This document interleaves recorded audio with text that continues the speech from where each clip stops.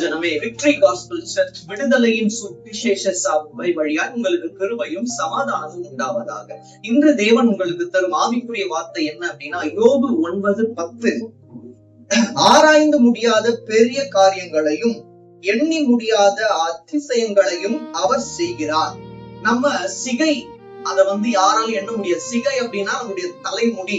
இதை யாராலும் எண்ண முடியாது, நம்மளாலே எண்ண முடியாது. ஆனால் அதையும் தேவன் எண்ணி வைத்திருக்கிறார், அவருடைய கணக்கில் வைத்திருக்கிறார். அதையே அவர் என்ன பண்ற எண்ணி வைத்திருக்கிறார் அப்படின்னா, நம்முடைய வாழ்க்கையில அவர் செய்யக்கூடிய அற்புத அடையாளங்கள் அநேகமாய் இருக்கிறது.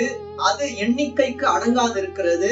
அது எந்தெந்த நேரத்தில் நம்மை சேரணுமோ அது சரியாய் சேரும். நாம தான் என்ன பண்ணுவோம், சில நேரங்கள்ல அர்ச்சன் பட்டுட்டு அந்த எசப்பா எனக்காக என்ன நீங்க வைத்திருக்கீங்க, அது தாங்க அவருக்கு தெரியும்.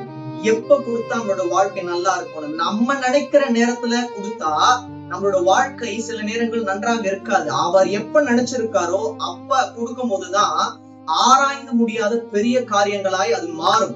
எண்ணி முடியாத ஒரு அற்புதங்களாகவும் மாறும். இத மாத்திய சொல்லலாம், ஆராய்ந்து முடியாத பெரிய அதிசயங்களையும் எண்ணி முடியாத காரியங்களை. இப்படி சொன்னாலும் தப்பு இல்லை. ஏன்னா அவருடைய காரியங்கள், அவருடைய செய்கைகள் நமக்கு புரியாது. அது அவரால் மட்டும் தான் என்ன பண்ண முடியும்னா முடியும், வேற யாராலையும் முடியாது. நீங்க பாருங்க, ஆராய்ந்து முடியாத பெரிய காரியங்கள். அப்ப நல்லா ஞாபகம் வச்சுங்க, நம்மளோட வாழ்க்கையில இனி வரக்கூடிய நாட்கள்ல இதுவரைக்கும் ஆராய்ந்து முடியாத பெரிய காரியங்களை செய்தவர் இன்றும் செய்து கொண்டிருக்கிறார். இனிமேலும் பெரிய காரியங்களை செய்வார். அது எப்படியா, நம்ம ஆராய்ஞ்சு பார்க்க முடியாததா இருக்குமா?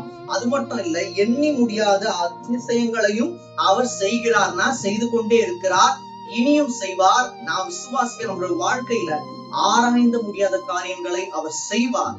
எண்ணி முடியாத அற்புத அடையாளங்களை, பெரிய ஒரு அதிசயங்களை நம்மை காணும்படியாக தேவன் வைத்து நம்ம இன்னுமாக அநேகருக்கு சாட்சியாக வைத்து இன்னும் பயன்படுத்துவார். தேவன் தாமே உங்கள் யாவரையும் மென்மேலும் ஆசீர்வதிப்பாராக. ஆமென்.